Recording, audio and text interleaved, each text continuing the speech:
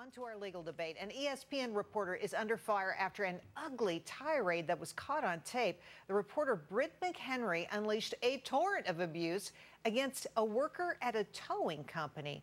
Now, the reporter was suspended for a week, but ESPN is under fire for not sending her packing for good.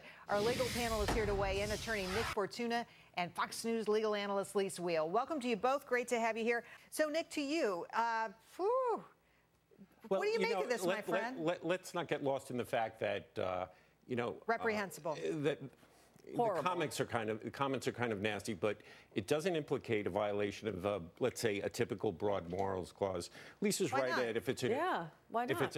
Because an employee has to have notice of the type of conduct that would violate the morals clause. Here we have a situation where she has some righteous anger. They improperly towed her car. This is a company with not a great reputation. Even if they improperly towed her car, why would she bless out this poor woman working? Had done nothing there. First of all, the woman is working there.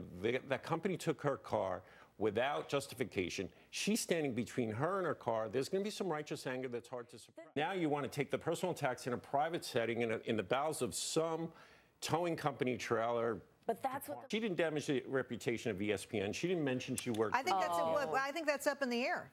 Yeah. What should ESPN have done? Did they do the right thing, Nick? I think ESPN has a lot of invested in this employee. She's very successful. She gets a lot of big interviews.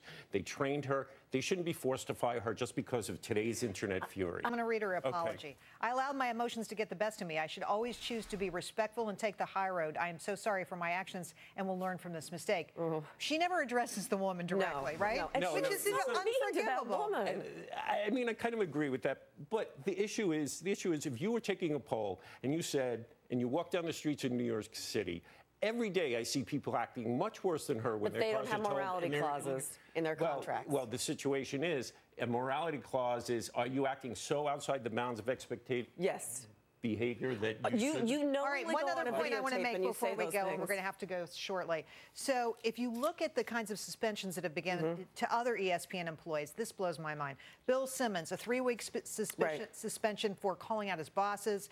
Tony Kornheiser, 2 weeks suspension for talking about Hannah Storm's skirt. They get more heavy-duty suspensions than she did. That was on the job. They did things that were on the job within their scope of employment. Here she is showing up, not even dressed for work. You're getting to the point where you're going to say, well, your hair doesn't look good. First of all, she identified herself. The judge is coming in and the judge is saying she's out. That's what the judge says. Judge Willis says. I think we have a better argument than that. Nick and Lise, thanks for coming. Thank you very much. I appreciate it.